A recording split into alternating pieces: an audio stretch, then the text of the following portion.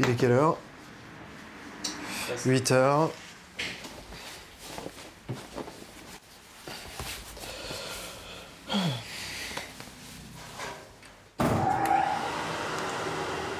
Donc, eh ben, écoute, on va faire le Léon de Cortés. Eh ben, on y va. Il y en a un d'ouvert ou pas? Hippolyte est au café ce qu'un tailleur est à la haute couture. Il fait du sur-mesure. Il a aujourd'hui un rêve, vendre son café au plus grand restaurant de France.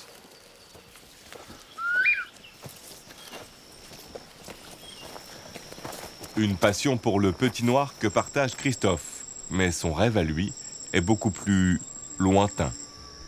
Aller à la source, là où tout a commencé. C'est magnifique, c'est le paradis du torréfacteur, quoi. Un jour dans ma vie, j'ai voulu torréfier et aujourd'hui, 10 ans après, je me retrouve au milieu des caféiers là où tout a commencé. Sur les traces des caféiers sauvages. C'est beau. Là, toute cette forêt-là, dessous, il y a des caféiers. C'est fou, quand même. Enfin, Anne reprend les rênes de l'entreprise familiale, une société de torréfaction qu'elle souhaite développer, et pour cela, elle veut ouvrir un magasin à Paris. Bonjour, Akil, ça va? Xavier? Alors? Ça avance. Le timing va être très serré. La journée va être très longue. Ils le savent, ils sont au courant. Je m'attendais à tout de toute façon. Là, ça semble... C'est pas la peine que les garçons viennent tout de suite. C'est clair.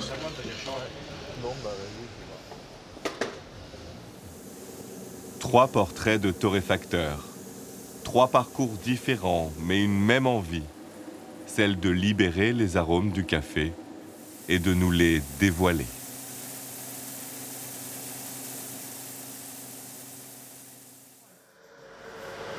Ok, on va voir le programme de la journée. Ce matin, Hippolyte est un peu stressé. Il torréfie des grains d'Amérique du Sud pour un chef cuisinier très exigeant. Ça, c'est fait donc pour une cliente particulière qui nous demande de faire un café d'exception pour un type de filtre qui s'appelle le Chemex et qui est très délicat, très précis. Voilà. Donc nous, il faut qu'on adapte la torréfaction pour ça.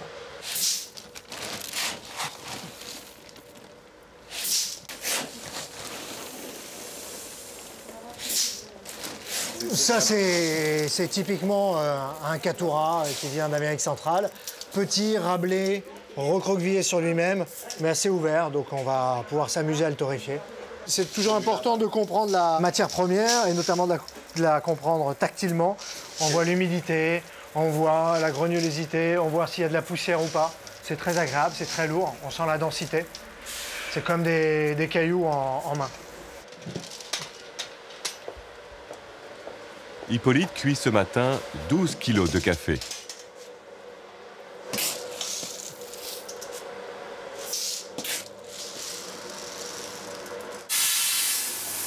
On travaille avec du sain, du propre, du bon. C'est le top des machines à torréfier, oui. Voilà. Donc nous, on cherche tout simplement à exprimer le maximum du potentiel que l'on connaît dans ce café. Voilà, et à se retirer de la torréfaction. C'est-à-dire qu'on ne veut pas marquer le café par la torréfaction, mais on veut au contraire promouvoir ses arômes.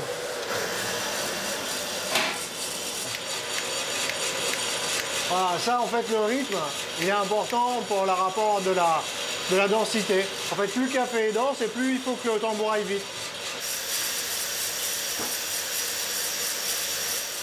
Donc ça c'est café d'altitude, c'est des rythmes soutenus. Par exemple le cacao, on va être sur des rythmes beaucoup plus lents. On est plus près de la mer, ça calme.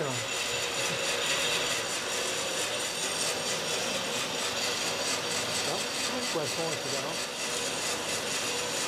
Et là, on est vraiment sur purée de pois cassés, petits pois, concombres, poivrons, haricots. Chaque mesure fait naître de nouveaux arômes qu'Hippolyte guette. Tu sais, c'est chocolat chaud. Ouais, je l'ai ralenti Mais il pourtant. commence à rapprocher, non? Ouais. Oui, oui, et je l'ai diminué.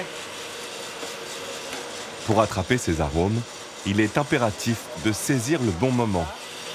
Il y a bientôt ce qu'on appelle justement le pic aromatique, où le café va exprimer l'essentiel de ses possibilités aromatiques. Et donc il faut pouvoir l'attraper à ce moment-là, le rencontrer à ce moment-là, pour après décider ce qu'on va valoriser. Goûter les grains à chaque étape. Sentir, toucher. Depuis 10 ans, Hippolyte cherche les plus fines saveurs cachées dans les grains. Encore beaucoup d'acidité. On va le sortir.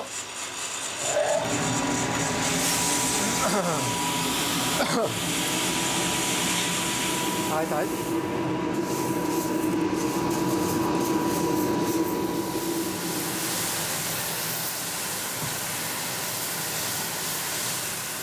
On a une douceur, un soyeux qui est intéressant. On commence à avoir un peu de gras, ce qui est intéressant et pas trop. Donc on sait que les huiles ne sont pas encore sorties et que le séchage rapide permet justement de les figer dans le grain.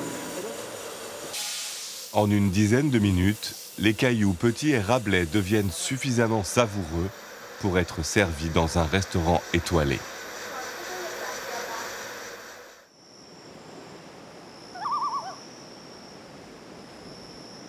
À 5000 km de là, Christophe entame son voyage à la recherche des cafés sauvages. Tu vois, là, on est quasiment arrivé en haut sur les hauts plateaux. On a dormi là-bas à Gambella, dans la plaine. Donc on va bientôt arriver à un petit embranchement et on va tourner à gauche vers Yeti. C'est une nouvelle route qui a été construite il y a quelques mois.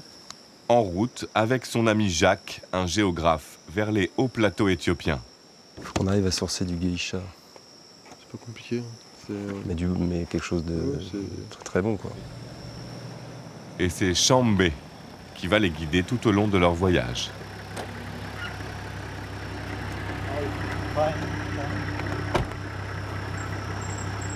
Chambé, long time. Ok, ça va. Chambé, c'est quelqu'un de très gentil, très intelligent, il connaît tout le monde. Il connaît tous les fermiers de la région, donc c'est très important pour aller sourcer les meilleurs cafés.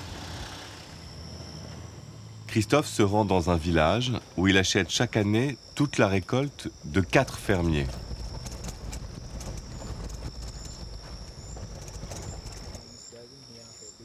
Big Farm? C'est un collecteur, d'accord.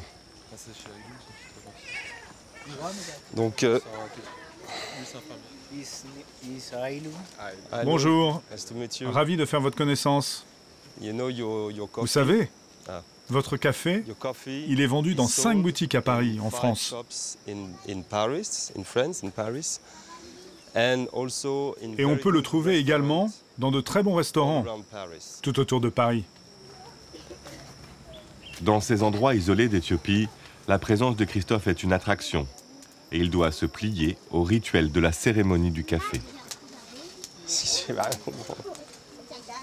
J'ai des enfants comme toi, moi, comme toi. Des garçons. Boys. One day to buy the tire, one day to buy the oil. Donc si elle s'arrête de remuer, le café il brûle. Bon alors finalement ça vous évoque des similitudes? Bah en fait on fait la même chose avec la dame. Hein. On cuit du café et on essaie d'élever nos enfants. Comme elle, là.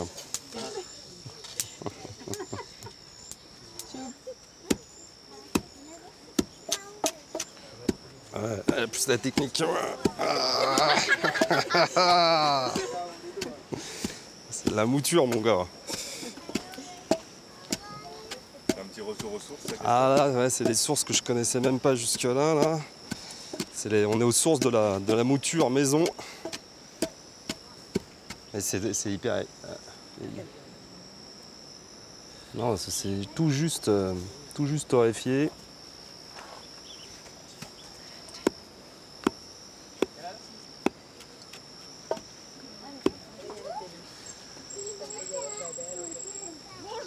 C'est en décoction, donc ça prend beaucoup la chaleur. Et si ça bout trop, le café sera amer, parce qu'on va éliminer toute l'acidité. Surtout, ce qui est intéressant, c'est qu'elle fait bien attention que ça boue pas, pour pas brûler. C'est délicieux. Ça sent le frais, ça sent le café tout frais. C'est marrant, on retrouve le Yeti, on retrouve notre café, entre guillemets. On retrouve bien le côté épicé et surtout le côté liquoreux. Et ce qui est étonnant, c'est que le café a été quand même très torréfié sur le dessus. Il a été fait, comme on dit, à la turque. Par décoction, il a bouilli un petit peu. Et il n'y a quasiment pas d'amertume, c'est délicieux, quoi. C'est super délicieux.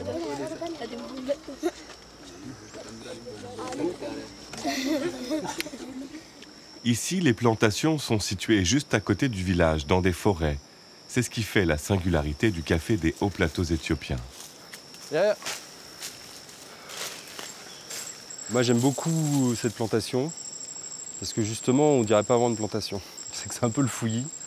C'est du café semi-sauvage. On a des fruits qui sont beaucoup plus denses, beaucoup plus riches, quoi. Le maître des lieux, c'est Belachou. Ah, Belachou.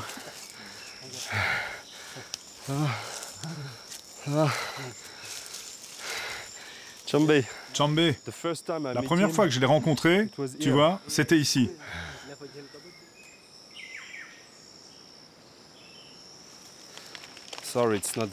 Désolé, c'est pas très bien présenté, mais c'est ton café. Tu vois, Éthiopie, Moka, Guidamé, Dale, Belachou. Et torréfié par moi. Ouais. Tu sens bien, hein, tu sens bien même. Christophe s'est trompé sur l'étiquette. Cette variété est en fait originaire d'un autre village. Son père a apporté le café de Waba pour le planter ici. Ok. Qui a planté le premier? Ton père? Johannes. Ton père a planté les arbres ici? Oui, c'est son père qui a planté les arbres ici. Et la variété, c'est Waba en filou, c'est ça? Avant, on ne voyait jamais personne venir d'aussi loin pour nos arbres. Depuis que des étrangers arrivent jusqu'ici, cela donne de la valeur à notre café qui atteint presque celle de l'or. Ce goût de l'échange, Christophe souhaite le donner à ses cafés.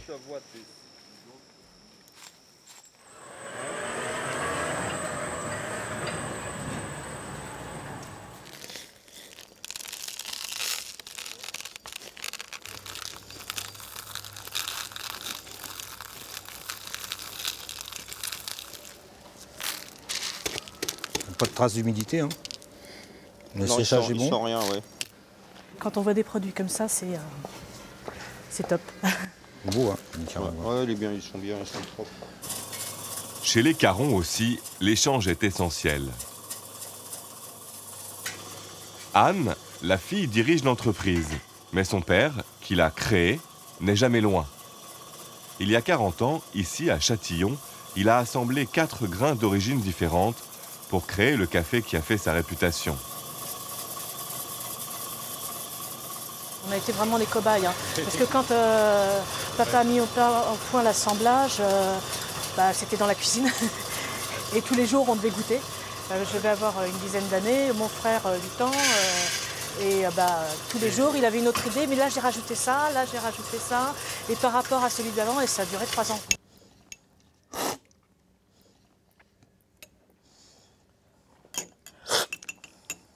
Mais là, en ce moment, le Sidamo, il est super. Il est très, très, très, très parfumé. Le Brésil, il est top aussi, là. Il a des notes de noisettes.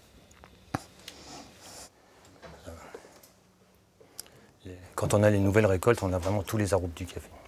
C'est pour ça qu'il faut être vigilant, vraiment avoir les cafés de l'année. À l'époque, Sylvain choisit de vendre son café de qualité aux entreprises.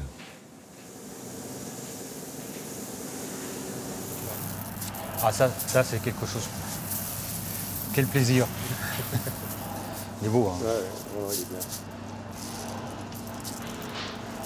C'est un peu comme les vieilles locomotives à vapeur, vous voyez, ça fait du bruit, ça fume, ça... Mais la qualité du café, elle est vraiment...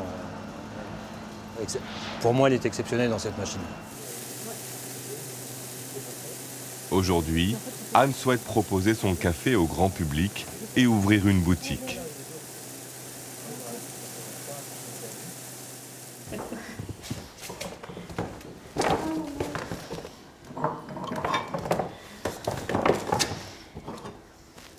Alors c'est quoi le programme, Anne, aujourd'hui? Alors ça, c'est la grande inconnue. Tout va dépendre de l'avancée des travaux de la brûlerie. Tout va dépendre comment ils ont réussi à avancer hier soir, parce que quand je les ai quittés, c'était pas du tout avancé, parce qu'il faut qu'on fasse l'installation pour demain. Pour faire l'installation, il faut que la boutique soit dégagée. Il faut qu'on essaie de passer la spie pour qu'il n'y ait plus de poussière. On avait prévu 3 jours pour pouvoir être tranquille pour l'installation. Je pense que ça va se faire tard ce soir et tôt demain matin, en fait. Ça risque d'être assez intense?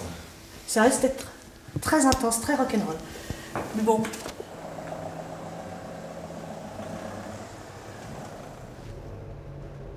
La boutique, ça sera vraiment le moyen d'avoir un lien direct avec le consommateur. Donc ça vaut tous ces efforts, c'est nécessaire de faire tous ces efforts.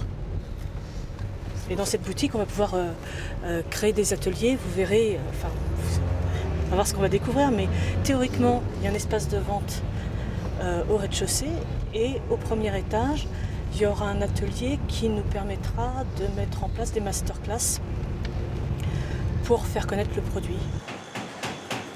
Sur place, on est encore loin de penser décoration. Je m'attendais à tout de toute façon. Moi, ça semble... C'est pas la peine que les garçons viennent tout de suite. C'est clair.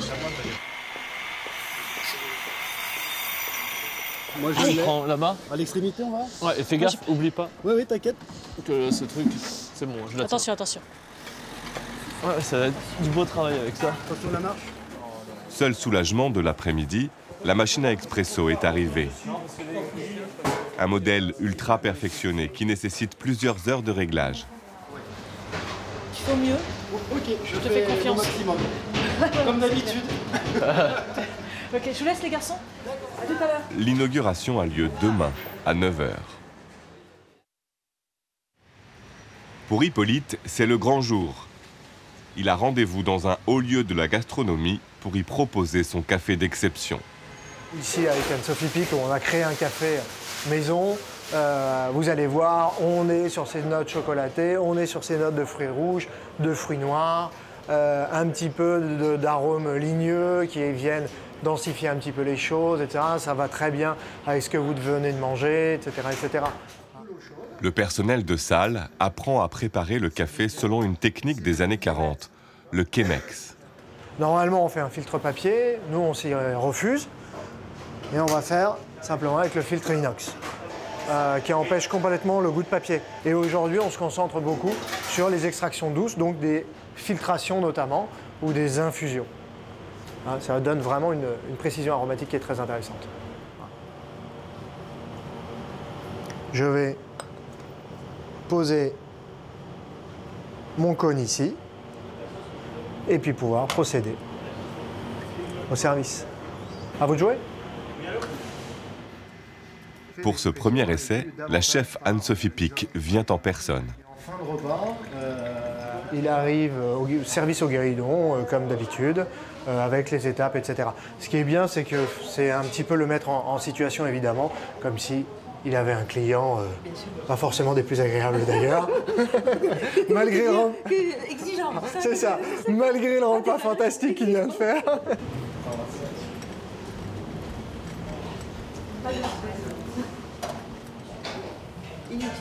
Mais quand on a comme cliente une chef 3 étoiles, difficile de garder son sang-froid, même pour un sommelier. Cette infusion, je pense que c'est vraiment un café de plaisir, un café où on va prendre le temps de le déguster. Où, voilà, pour finir le repas, je pense qu'on a envie de... Ben voilà, tout simplement comme on expliquait. Non mais il faut que vous soyez à l'aise avec moi. Vous allez voir qu'en fait sur La fin de repas, on a l'habitude, on a deux solutions. Ou on se lève on finit le repas avec quelque chose d'un petit peu coup de poing, parce qu'on a eu un dessert justement qui est très généreux, très riche, et on a besoin de repartir. Ou au contraire, on part sur quelque chose de plus délicat, plus lent, plus doux, et qui reste dans l'esprit justement de tout le repas, de cette découverte aromatique, légère et précise. Non, c'est super pour une première fois. Non, c'est très bien. Non, voilà, il a enregistré beaucoup de connaissances, de techniques, de temps. Il a compris le principe. Maintenant, il faut simplement de la pratique. Le café, ça va créer un boom. Ça c'est évident. Ça va créer une curiosité. Mais il faut l'amener avec une technique. Enfin, il faut supporter cette curiosité et cette demande qui va devenir croissante par une explication. Il faut être très pointu d'ores et déjà. Mais vous aviez une grand-mère experte. Et Anne-Sophie Pic ne se contente pas du café après le dessert. Elle le place au cœur de la gastronomie. C'est ça. C'est une question de température et d'ouverture. Avec Hippolyte, elle tente d'améliorer une recette phare, l'huître à l'Irish Coffee. Mais elles sont très bonnes, elles sont charnues. Elles sont bonnes. Oui. Alors, il va falloir qu'on ait une huître hyper iodée, parce que sinon ça va. La viscosité sur l'huître, pour moi, elle n'est pas évidente. Bon, mais ça donne d'autres choses. Pour les épices. Ouais, il manque l'eau. Tu n'as pas mis les... Tu mets les 3 grammes de fleurs ou pas? Le café prend naturellement ses aises aux côtés du whisky, des épices et de la fleur d'oranger. La chimie fait le reste. C'est vrai que quand on goûte un pétale de fleur d'oranger, on sent le café à côté, comme disait Hippolyte, on sent l'anis vert. Et ça veut dire qu'il y a des molécules qui font qu'associées à d'autres, on a une autre molécule. C'est très bon, très bon. C'est un vrai bonbon. C'est un bonbon. On peut comparer avec la fleur d'oranger. C'est très bonbon. Et pour moi, c'est juste sublime. Là, franchement, ça me donne des frissons en fait. C'est ça la cuisine. C'est le café. Il n'y a pas que le café dans la cuisine, mais pour le coup, c'est quand même exceptionnel. Le café a définitivement sa place en cuisine pour vous? Oui. Ah oui, non, le café a sa place en cuisine et puis il est, en fait, je le considère comme une épice finalement. C'est comme un très bon poivre, c'est comme, enfin c'est plus que ça, parce qu'il y a des tonalités qui sont beaucoup plus complexes que ça va être sur une épice qui va exprimer quelque chose, mais là, vu que c'est un produit fermenté, on va avoir une palette aromatique très dense. Le pari d'Hippolyte est réussi. Le Léon de Cortés se déguste désormais à la fourchette. Pour Anne aussi, le défi semble remporté. Dans sa première boutique, tout est prêt pour l'inauguration. Les clients sont présents et la machine à expresso fonctionne à plein régime. C'est passé juste, on avait peur. Ouais. Quand je suis arrivé très tôt le matin et qu'on a vu le résultat, on s'est dit ça va pas être possible pour 9 h. C'est pas possible. Et au final, on s'est tous donné un coup de main et on a réussi.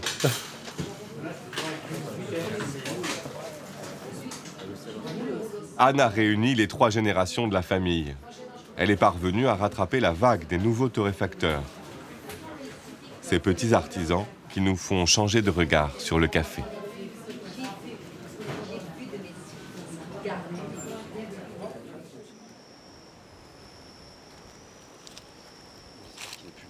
Cette passion pour le café, Christophe la vit pleinement en Éthiopie.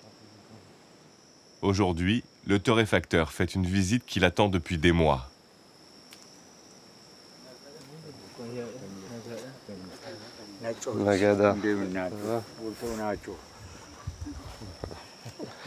J'avais demandé à Jack et Chambé de repérer et de voir, et notamment s'il n'y avait pas des vieux caféiers. Parce que ça, en Amérique centrale, l'Amérique du Sud, on ne trouve pas.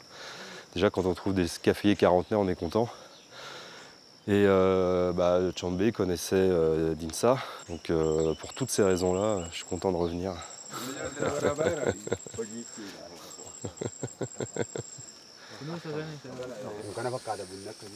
Ces arbres que tu vois là datent de 1914.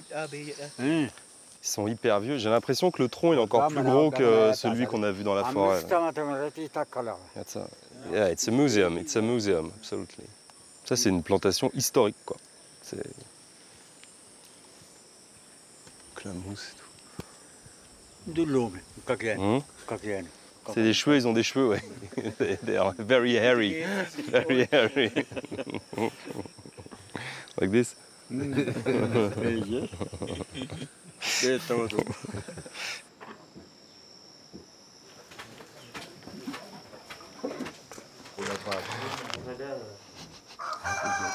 good? Mm-hmm. Il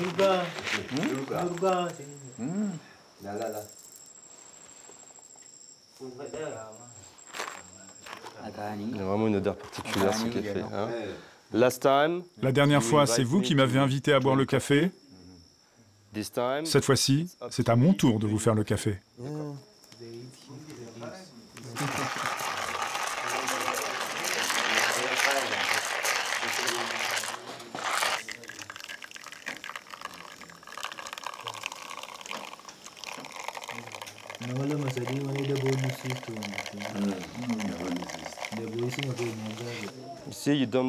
Vous voyez, pas besoin d'électricité, seulement de l'eau chaude.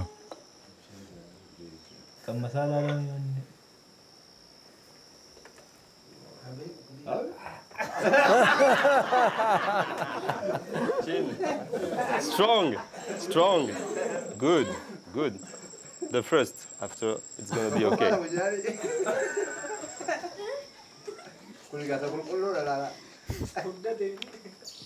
C'est super bon.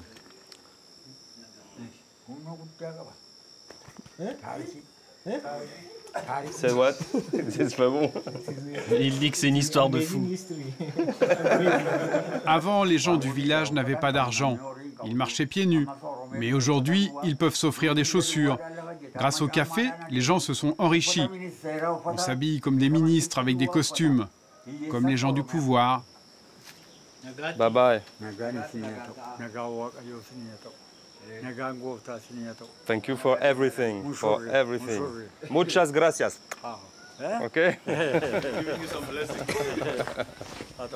Il est temps pour Christophe de se rendre dans la forêt de Dampa, plus à l'est, le but de son voyage. Ça, on prend pas celui-là. Ah, ça, non, c'est un petit. Non. Attends, je vais mettre mon kawaii dedans. Attends, Jacques. Hop. Où est-ce qu'on va là, Jacques? Bah, on va aux origines du café en fait. C'est une forêt comme on a pas mal en Éthiopie, on a quelques-unes comme ça. On a des caféiers sauvages et c'est des caféiers d'origine locale. C'est l'épicentre de la planète café, quoi. Des babouins, des petits singes. Après quelques heures de marche, Christophe atteint les fameux caféiers sauvages. Il y a vraiment qu'en Afrique, en Éthiopie, qu'on peut voir ça, je crois. Mais vraiment, hein, c'est... Tous les autres pays où je suis allé, c'est hyper cultivé, c'est très pensé, très réfléchi. Ici, c'est un beau bordel, quoi. C'est magnifique, quoi. Ok. Appellation mocha sauvage. Hein, de quoi? De quoi? Appellation mocha sauvage. Ah là, elle est méritée. Personne ne sait pourquoi ni comment ces caféiers ont poussé ici, si ce n'est des conditions climatiques idéales.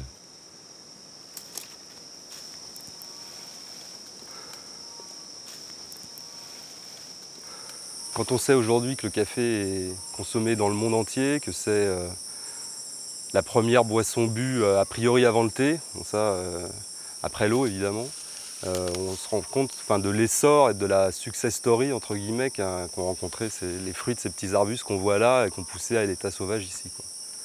Et ça c'est quand même phénoménal, quoi. Et nous tous là on fait partie de tout ça. C'est ça qui est pour moi stupéfiant. Grâce à des torréfacteurs passionnés comme Hippolyte, Anne ou Christophe, le café prend tout son goût. Ce n'est plus un hasard si les Français en consomment en moyenne 6 kilos par personne et par an.